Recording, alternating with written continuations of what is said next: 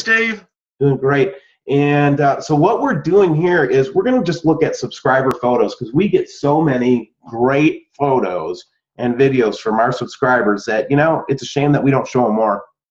Well, we should, and I know people submit them to me, and I feel guilty. So I'm going to tell you, maybe if we just have all viewer submissions on that be sent directly over to you, then Steve, then that way we can compile them into one source, and because I think we're going to get a lot more action. Well, another place you can see the deluge of photos that we get is at www.wsolive.com. That's a feature that we're going to be promoting the WSO Live channel next week on the WSO channel. But for now, Wayne, we're focused on the Steiger-Olson report, getting this thing off the ground and just doing regular little segments like this. And what I love about these kind of submissions is, it's impossible for the number of people that work with us, even volunteers, for us to catch everything that's going on. So when subscribers find stuff like this and submit it, this is stuff that we just missed. There's no way we can get to it all. No, it can almost be overwhelming, almost like you need a production department. I know, right? But check out this. Remember this bad boy? What? Yeah. Remember that? This is why? Well, yeah. Welcome to my little friend.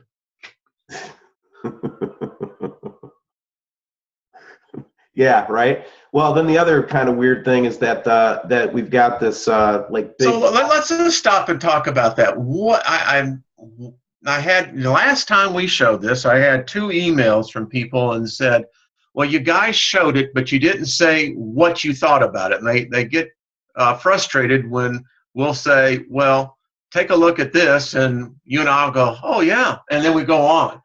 Well, 2 features of this photograph is I've got a green orb over here. I've got either some kind of a red cloud or who knows, right? And we can pick up some IR band on these cameras. We know that, so we can't tell you what these objects are. Quite frankly, I think it's just there's not enough data here. But this particular shape is always interesting to Wayne and I. Well, I mean, we see it. The reason is because it looks exactly like the same shape of something that we caught back in the summertime on Sechi that would look like an artificial spaceship literally opening up a parachute canopy.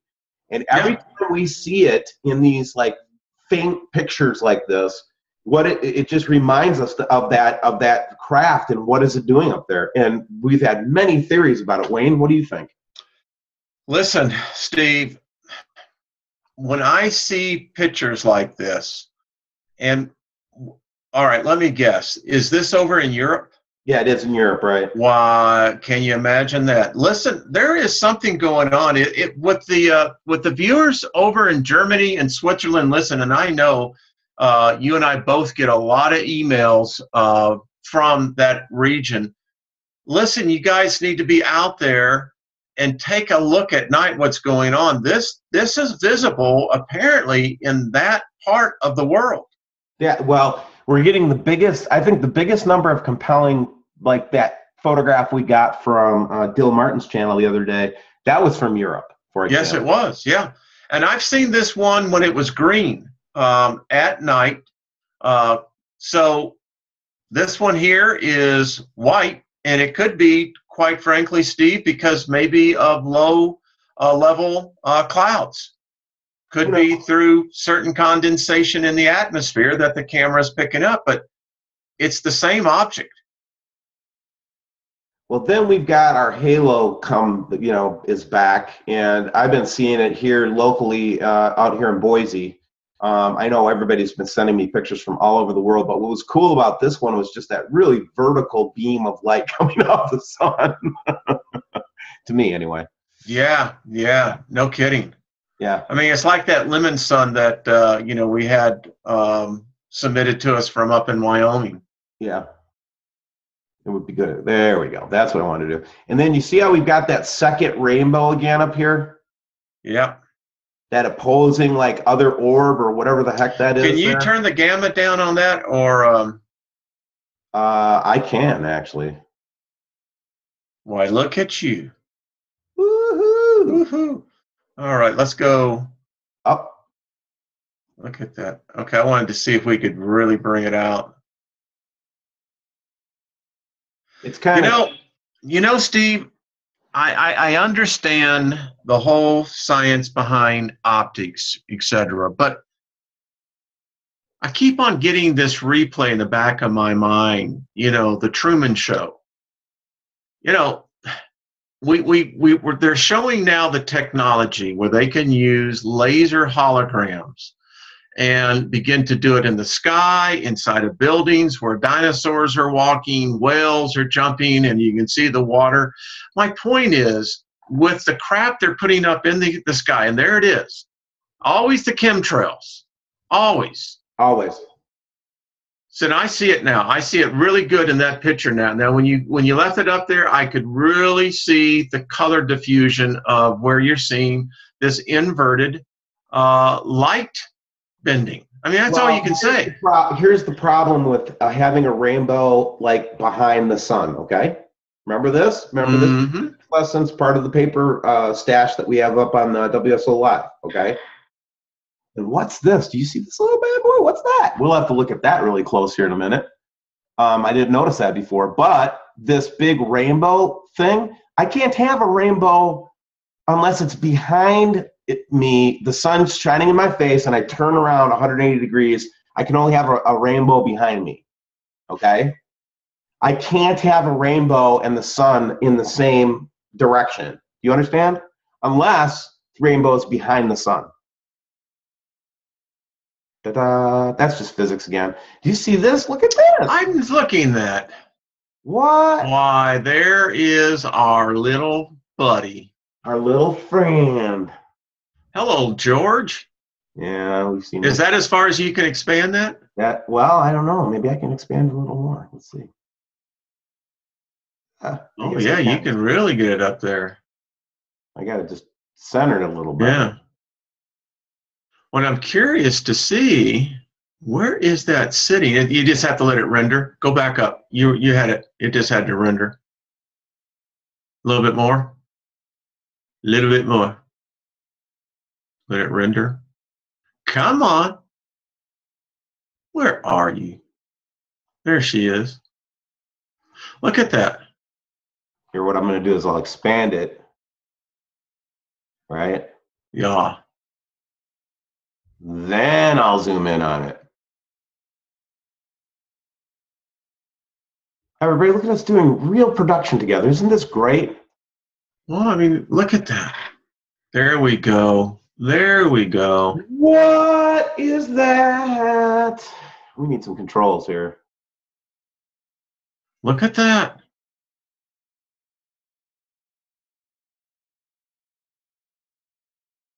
So you know my theory. I think that that's a craft. You know, a lot of people think that. That's a craft. I think what you're seeing in there is the heat signatures. I mean, cloaking technology, it's not science fiction, Steve. No, it's fact. Could this be some kind of a holographic generator?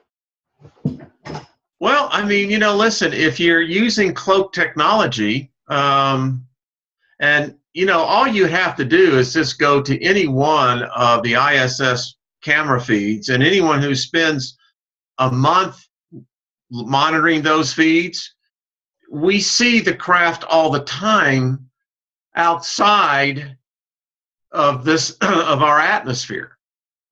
Yeah, I'm taking a picture of this bad boy. I'm telling you, it's just my theory, but I think what you're seeing in there, in fact, as you look at that closer, that almost looks like a triangle ship. Can you get even a little closer on that? I can. Just give me a second. I was taking a picture of it. Yeah, take that, because look at that.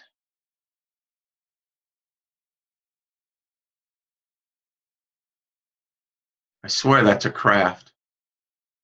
It's crazy is what it is. Look at that. That is insane.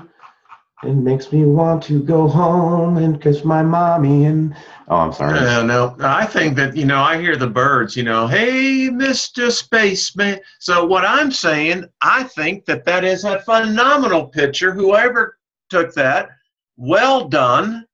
I'm And not sure that they were intending for me to catch that, Wayne. They were only intending for me to catch the rainbow and this other like rainbow here. This is just bonus material, everybody. And actually, you can see how the influence of that object is having around itself. It's almost generating like a sphere. It's its own. What do I want to say? Its own light. Well, I'm thinking more as it's generating its own field. I know, right? Now, if you go back the other way, when you had it normal, as you were going back and getting more of the blue back in, you can actually see how it's generating its own force field. That's yeah. So you pull back on that. Great. That's cray. That's just great. Yeah, well, great submission. Thank you for that one. Let's go on to the next one. Yeah. Well, anyway, whenever we see these rainbows in the clouds, and then we see these, depictions and ancient like records and stuff like that, I always think it's neat to say that maybe this isn't as uncommon as we thought it was. Well, maybe maybe our universe or our solar system has more objects in it than our conception of this simple, clean 9 planets. Oh, excuse me, 8 planets. Since trying to be fair. Well, and it's a good thought. I mean, listen, they didn't have technology back then that could cloak anything. Well, again, I'm just saying that, there's more to the story, I think. That's what I'm saying. Dun, dun, dun, dun. Look at that picture of the sun. Look at that.